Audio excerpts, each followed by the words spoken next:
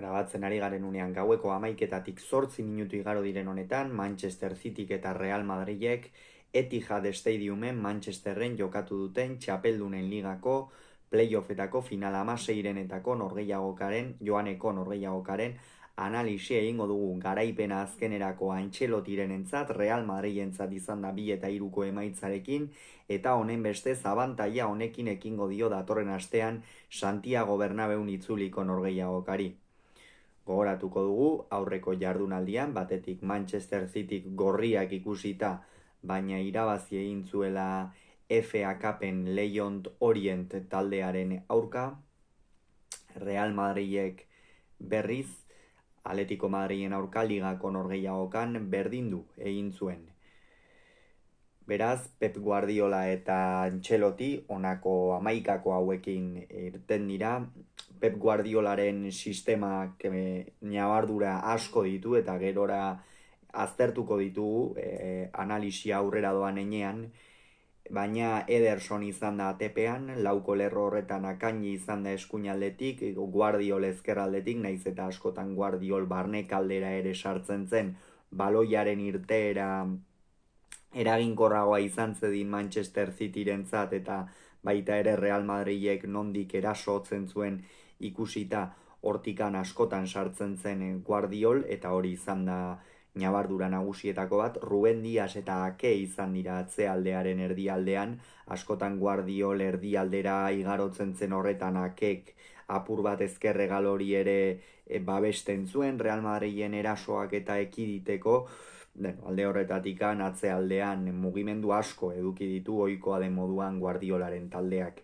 Euskarri moduan aritu da John Stones, volante moduan lagundu diote Kevin De Bruynek eta Bernardo Silvak, eta goian eskuinaldetik Sabinho izan da, ezkerraldetik Jack Grealish, eta goian Erling Haaland. Real Madrideren 4-3-2ko sistemarekin irten da, Thibaut Courtois izan da atepean, lauko lerroan Fede Valverde eskuinaldetik, Ferland Mendy ezkerraldetik, Asensio eta Tchouaméni atzealdearen erdialdean, Ceballos, Camavinga eta Bellingham izan dira zelai erdian, Rodrigo jokatu du eskuinaldetik, Viniciusek ezkerraldetik eta puntan Mbappe izan da, naiz eta Antxelotiren taldeak ere mugimendu dezente egin dituen norgehiagokan zehar. Partida hasiera oso polita izan dela esango nuke, bi talde handi dira, egia da Manchester City bere mailatik edo azken urteetan izan duen mailatik oso urrun dagoela, batez ere atzealdeko alor horretan oso kamuts ikusi ditu Guardiolarenak, eta zenbait adibide jar daitezke alde horretatik, baina partida hasiera horretan ikusi dugu batetik Real Madrid dezente dominatzen, aukera garbienak txamartingoek izan dituztela esan daiteke, hor Vinicius ezkerretik protagonismo handia edukitzen, Kylian Mbappe ere apur bat berari gustatzen zaion ezkerralde horretatik abiatzen, Dani Ceballos eta Kamavingaren protagonismo handia zelai erdian, eta noski Fede Valverde eskuinaldetik jartzeak ere erasora askotan sartzea eman dio Real Madridi, eta hori nik uste madrildarrek nabaritu dutela eta jokalari bat gehiagorekin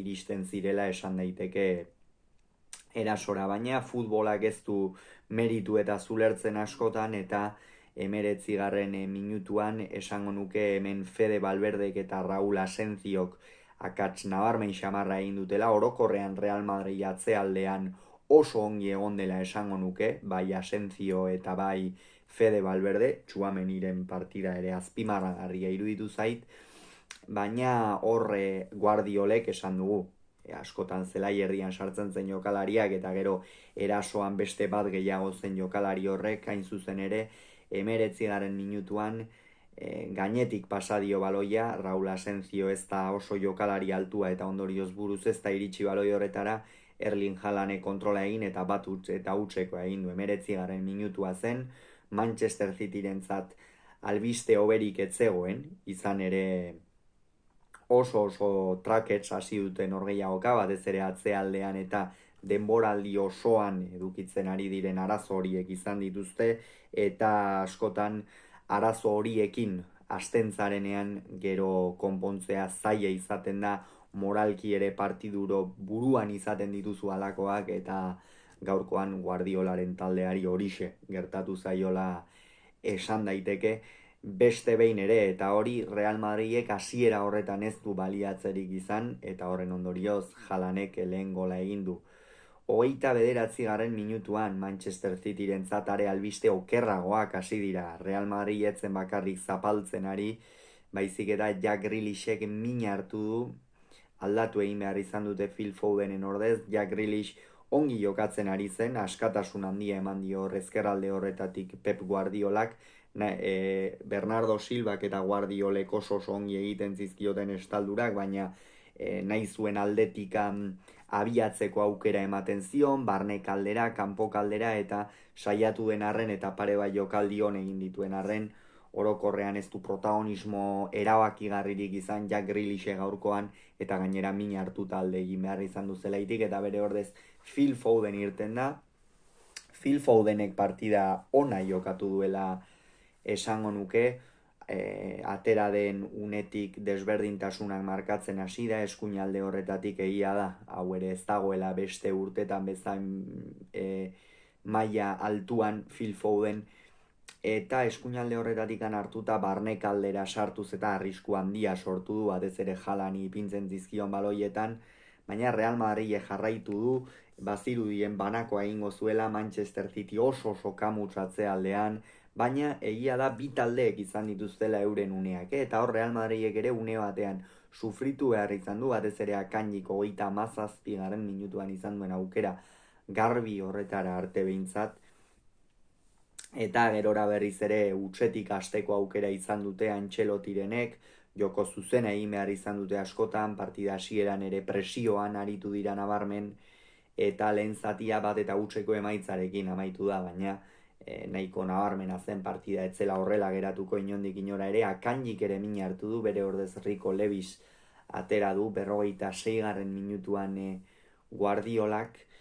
Akanjik lehen zati ona egin du, nahiko erne egonda, baina Manchester Cityren atzealde hor ahul horren parte ere izan da, eta horienen oski kontuan hartu behar da.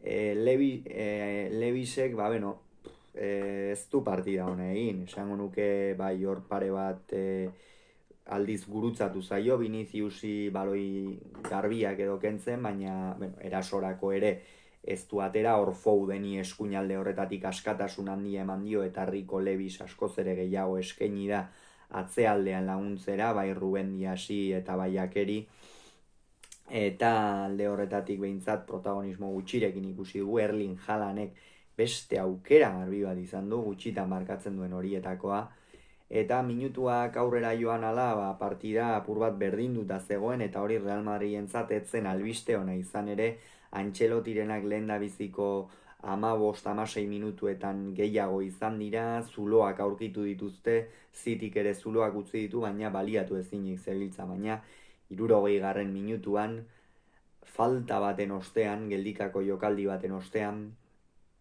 Dani Zebaiosek baloi oso ona ipini dio Kylian Mbapperi goxo honek, esango nuke orkatilarekin eman diola, baina efekto zelebrea eginaz baloia barrura sartu da, eta 60. minutuan Madrilek banakoa egin du.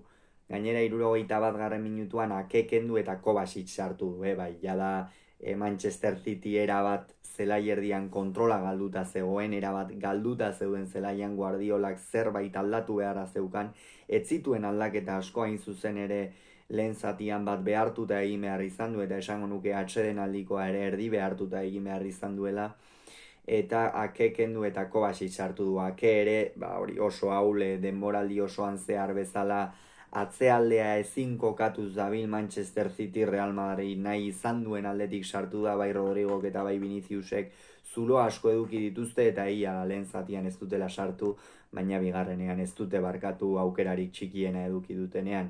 Kovacicek beste oreka bat eman dio Manchester Cityri, ez hor Stones atzealdearen erdialdean Ruben Diasekin batera jarrita, eta Kovacic euskarri moduan beste zelaierdiko jokalari bat gehiago zuen, Manchester Cityk nolabaitean baloia ateratzerako garaian ere gehiago lagunduko ziona, eta abar eta hor apur bat aldaketa nabaritu da, baina Real Madridek jarraitu du, hor pixkanaka ja da Bernardo Silva, Savinho eta hauek itzaltzen joan dira, eta hori etzen albiste ona Manchester Cityrentzat. Esango nuke Kylian Mbappek beti gora egin duela, partida ez du zulo askorekin hasi, Viniciusek eta Rodrigo askoz ere protagonismo gehiago izan dute lehen zati horretan, erasoko egaletatik eta lasterka eginaz, eta gero minutuak aurrera joan ala esango nuke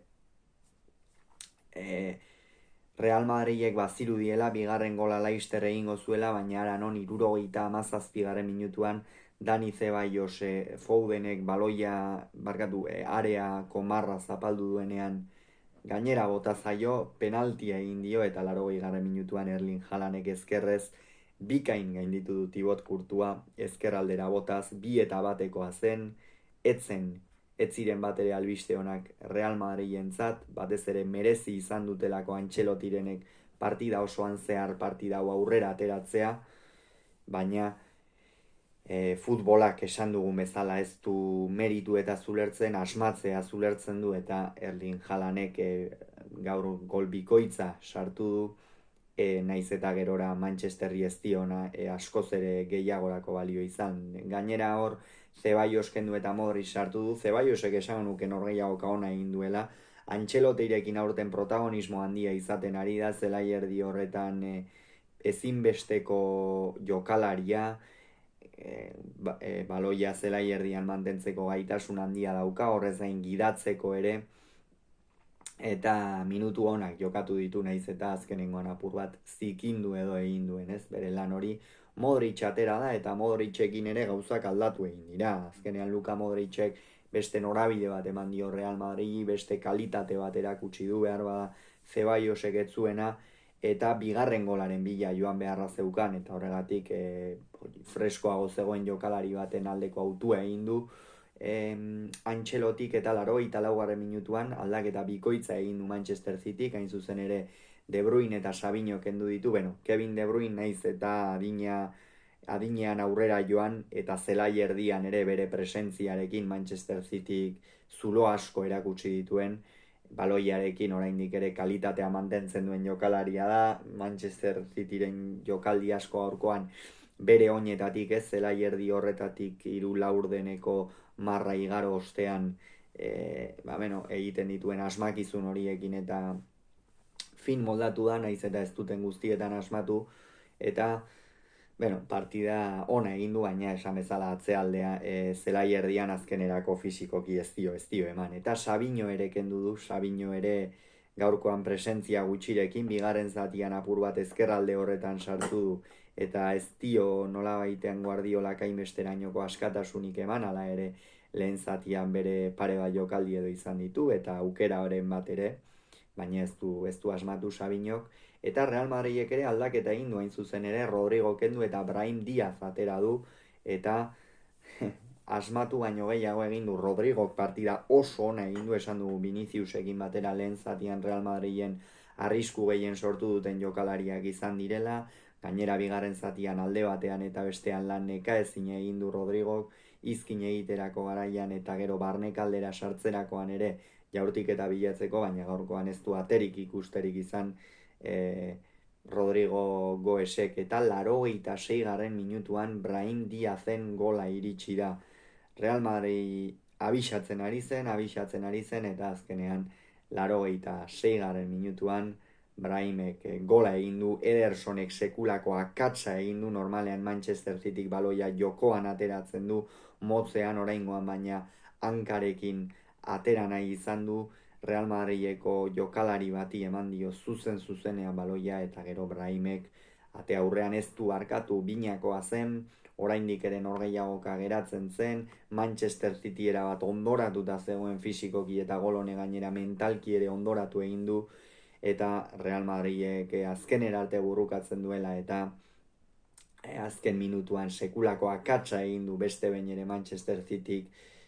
Luis Levis horre oso ahul ikusi dugu, erraz irabazi dio posizioa Viniciusek, eta gero Viniciusek hasiera batean goitikan gainditu du Ederson, baina ez zioan atera Bellingham agertu da atzetik eta 2 eta 3koa egin du. Eta Kylian Mbappé kendu du azkenerako Fran Garcia ateratzeko, azken segunduak jokatu ditu Fran Garciak.